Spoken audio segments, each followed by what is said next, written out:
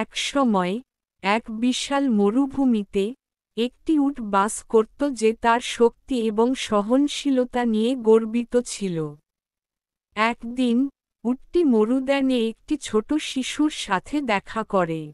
শিশুটি কৌতূহলী হয়ে জিজ্ঞাসা করে, তোমার কুজ কেন?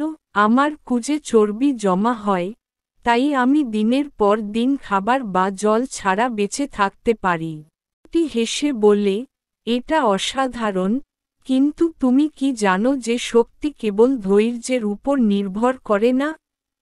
উটটি হতবাক হয়ে গেল।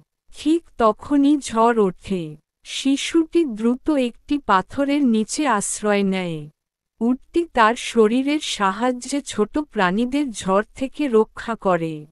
ঝড় থামার পর শিশুটি বলে, দেখো, প্রকৃত শক্তি অন্যদের সাহায্য করার মধ্যেই নিহিত। উটটি বুঝতে পারে যে দয়াই তার সবচেয়ে বড় শক্তি। সেদিন থেকে উটটি কেবল মরুভূমিতে ঘুরে বেড়াত না, বরং সকলের রক্ষকও হয়ে ওঠে।